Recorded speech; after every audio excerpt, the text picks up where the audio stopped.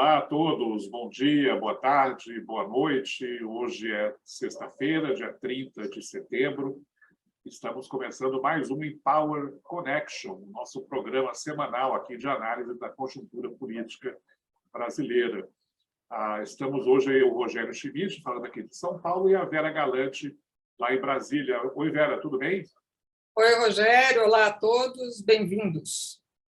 É isso aí. Então, fazemos aí novamente um pedido. Inscrevam-se no nosso canal, ativem as notificações, comentem, curtam e interajam conosco. A gente prometeu que, semana passada, né, Vera, que o programa de hoje seria dedicado exclusivamente à eleição presidencial que vai acontecer no próximo domingo, né? Daqui a 2 dias.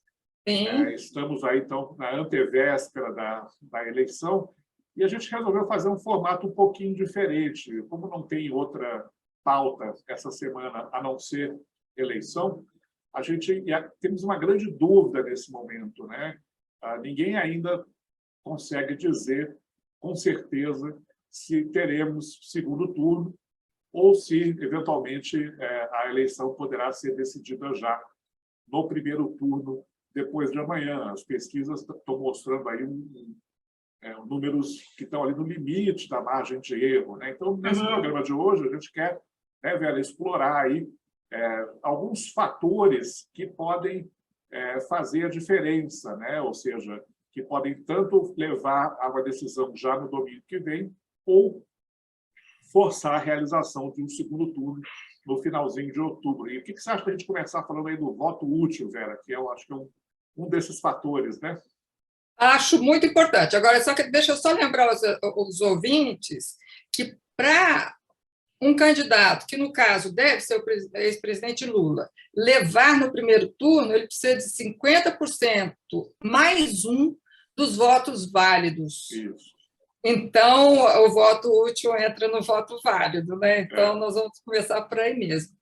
Então, assim, apesar das pesquisas indicarem que o ex-presidente Lula está com 50% dos votos válidos, nós temos que lembrar que é uma pesquisa, ela tem uma margem de erro, vai e vem 2 pontos percentuais, então a gente não vai contar com vitória no primeiro turno, apesar de ser possível.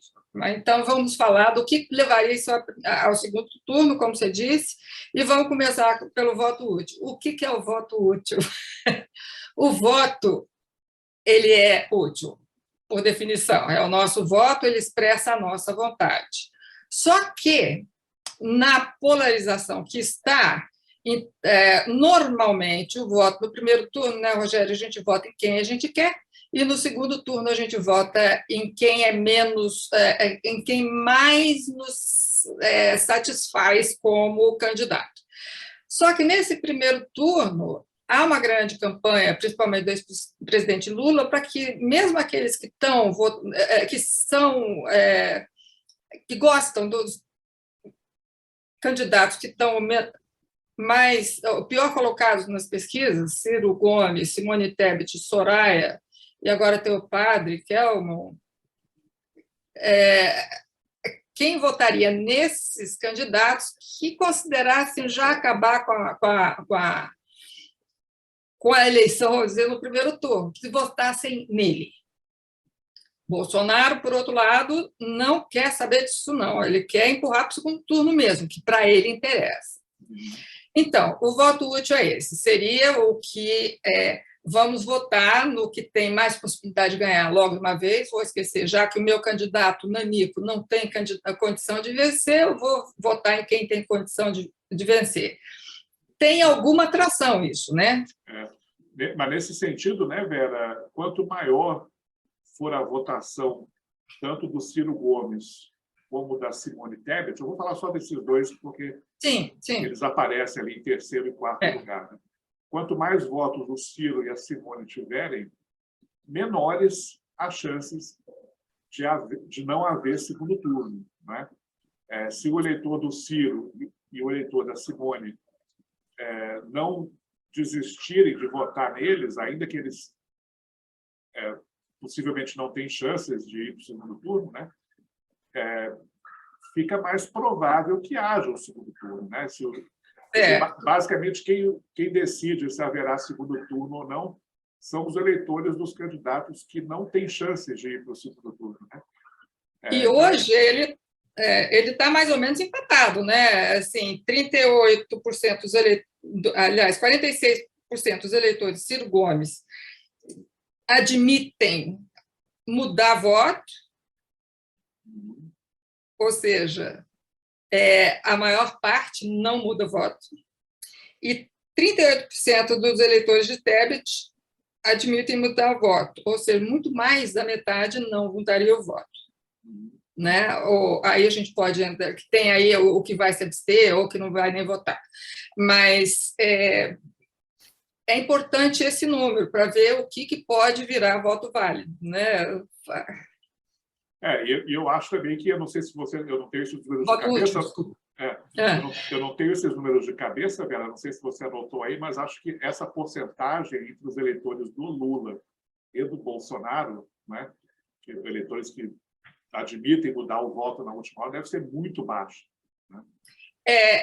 Os de Simone Tebet declararam, eu não vi, quer dizer, não anotei o número, mas a maior parte deles votaria no Lula. Do Ciro está dividido. Os que mudariam voto, alguns vão para Lula, outros vão para Bolsonaro, principalmente por causa das últimas atitudes do presidenciável Ciro Gomes.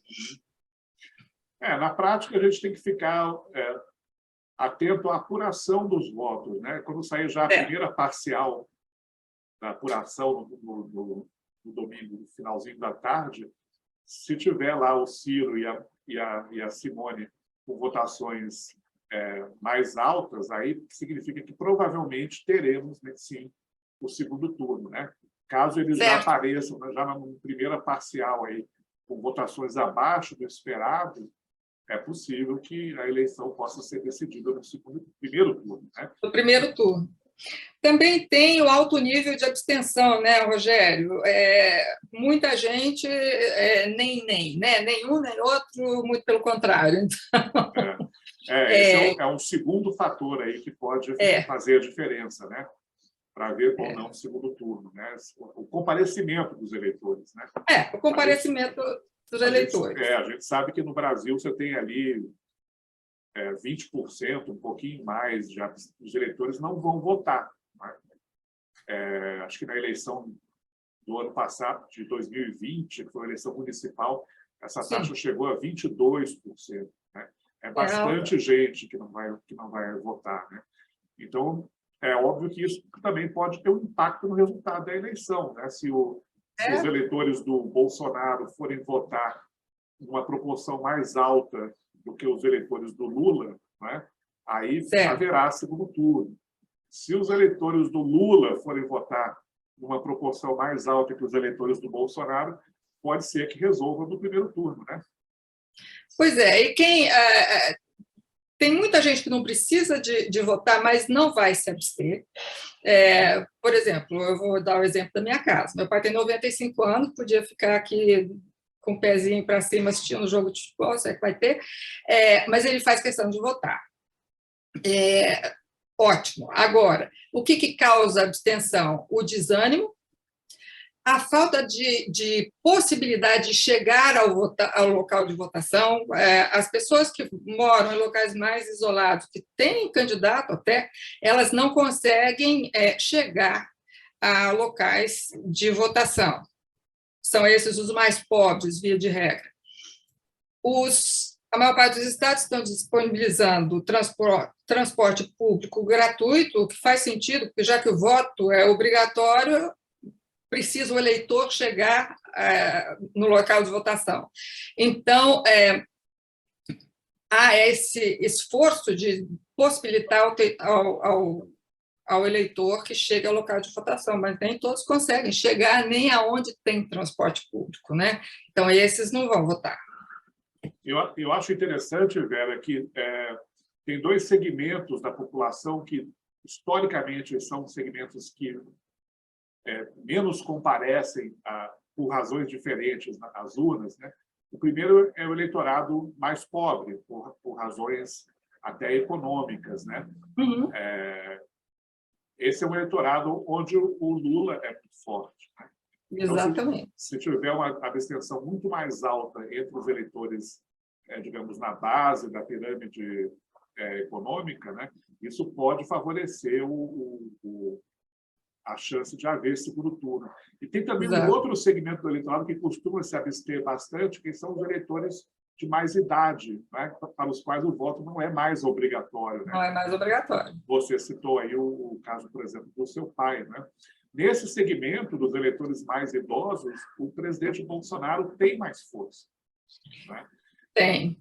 Então, eu vejo que até pode acontecer você ter a alta abstenção entre os mais pobres, alta abstenção entre os mais idosos, mas um fator anular o outro, né? Ou pode acontecer de um funcionar e o outro não também, né?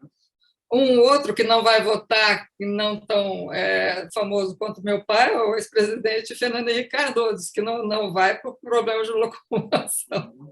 Então, quer dizer, exatamente, né? Tem idosos que fazem questão de cumprir com a sua obrigação porque podem e querem, e outros que não podem e não querem também, já não precisa mais, deixa essa moçada resolver. Mais ou menos isso que eles pensam, mas e tem direito de pensar, né? Porque eles já chegaram à idade que eles escolhem se vão ou não.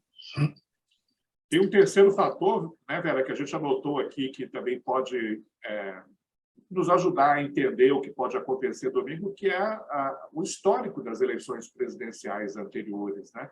Uhum. Essa será a nona eleição presidencial desde o fim do regime militar, né, desde a volta das eleições diretas para presidente. E das 8 que já aconteceram até agora, só 2 não houve segundo turno, né? Foram as 2 eleições vencidas, aí você acabou de citá-lo, pelo ex-presidente Fernando Henrique Cardoso, né? Na década de 90. Todas as outras eleições presidenciais houve segundo turno, né? Então, claro que isso não é um fator, não é uma relação de causa e efeito, mas a gente sabe que o normal no Brasil é que haja segundo turno, né? O primeiro turno é mais a exceção do que a regra, né? Certo. E vamos lembrar que o ex-presidente Lula venceu as 2 eleições, inclusive a reeleição dele no segundo turno. Quer dizer, ele está acostumado a ir para o segundo turno. Agora, deixa eu só fazer só rapidinho, você falou aí, só para eu buscar esses números, né? Em 2002, a primeira vitória do Lula para presidente, ele teve no primeiro turno 46,4%. E em 2006, foi mais na trave ainda, 48,6% dos votos válidos, né? Então, veja que o Lula já tem um histórico de chegar perto da vitória no primeiro turno, mas acabar tendo que ir para o segundo, né? A gente, na verdade, eu tenho uma avaliação, Vera, olhando aí para o histórico das eleições anteriores, né? Se não houver segundo turno, vai ser por uma proporção relativamente pequena de votos, né? Ou seja, o ex-presidente Lula, que é o favorito, ele vai chegar próximo de 50%. Pode ser que passe um pouquinho, nesse caso ele já se elege no domingo, né? Ou pode ser que fique um pouquinho abaixo, né? E aí, nesse caso, haveria uma nova votação entre ele e o presidente Bolsonaro, né? Então, o histórico das eleições anteriores mostra isso também, né? Mesmo as vezes que o Fernando Henrique ganhou no primeiro turno, na década de 90, a diferença foi também de 2, 3 pontos percentuais, né? Certo. Então, é sempre muito difícil fazer prognóstico de primeiro ou segundo turno na eleição para presidente no Brasil, até por conta do nosso histórico, né? Nunca houve uma vitória assim avassaladora de ninguém no primeiro turno, né? Certo. Por causa do histórico e por causa do que a gente faz, né? A gente analisa, a gente não tem bola de cristal. Eu, pelo menos, não tenho, eu sei que você também não tem. A gente não pode cravar ninguém. A gente vê as possibilidades. E o que é possível e o que não é possível. Então, para nós, hoje, Lula ganhar no primeiro turno é possível. Provável? sei lá. Mas se delineia... A gente não vai se comprometer aqui necessariamente com nenhuma das duas hipóteses. Parece mais provável que haja segundo turno, né? Segundo turno. Mas se não houver, será por algum desses fatores aí que a gente está discutindo aqui, né, Vera? É bem próximo, porque realmente essa eleição já começou polarizada, a disputa sempre foi entre os dois. Simone Tebet, o próprio partido dela está dividido, parte dele apoiando abertamente o Lula. Bolsonaro, o partido dele, o PL, nem todo apoia, quer dizer, ele apoia de nome, mas no Nordeste, principalmente, eles não usam a imagem do presidente Lula, desculpa, do presidente Bolsonaro, nas campanhas. Então, assim, o Bolsonaro e Tebet estão meio abandonados pelo próprio partido. Lula não. Lula tem o PT todo com ele. Né? Mas isso não é necessariamente suficiente. Eu acho que ficou só faltando aqui a gente falar desses últimos movimentos aí da opinião pública, né? Sim.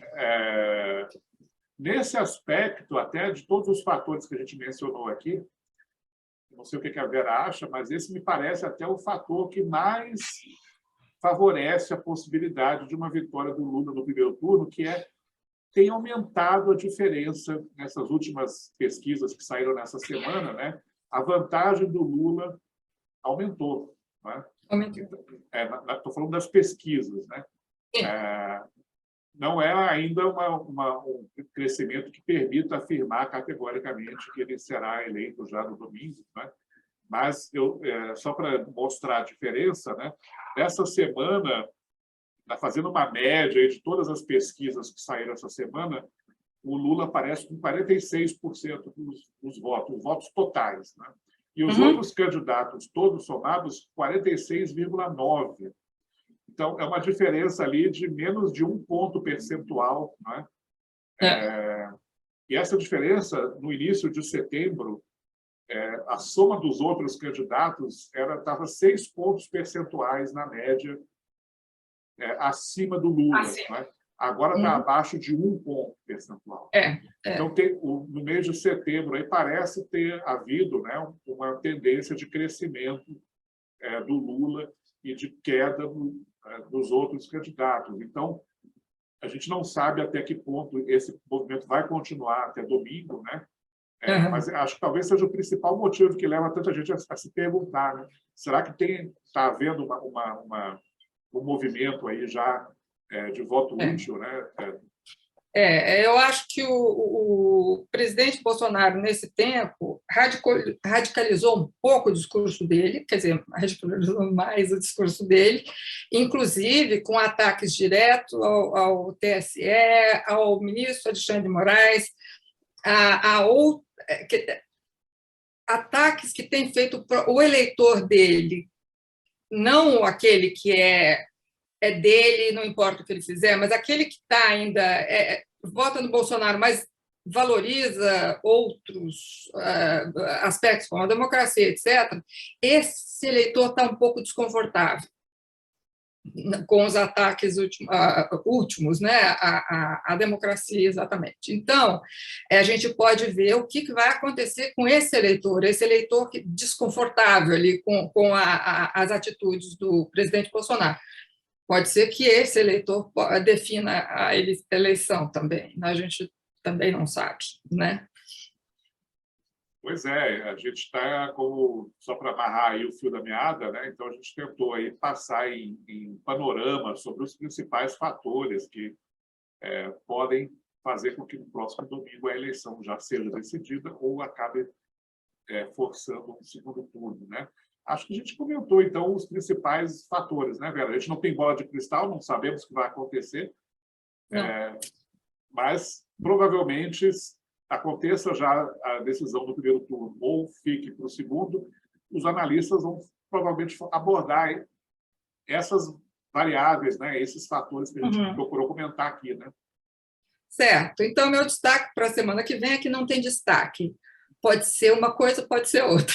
Pode ser a vitória no primeiro turno ou pode ser a confirmação de um segundo turno polarizado. Então, o nosso próximo programa vai ser ou para comentar, né, o resultado do primeiro turno, né, ou para começar a fazer também cenários para o segundo, né, dependendo do que os brasileiros decidirem. Né? Sim, claro. Então, olha, eu acho que eu parando por aqui, espero que todo mundo consiga votar no domingo.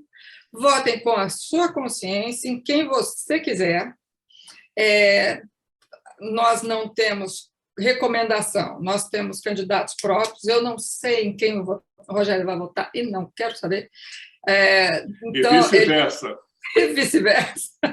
Então, cada um vote como quiser, como puder, desde que seja com consciência, sabendo o que está fazendo e aquilo que a sua consciência pede. Então, com essa, eu me despeço aqui. Tchau. E faço minhas suas palavras. Tchau, pessoal. Até semana que vem. Até semana que vem.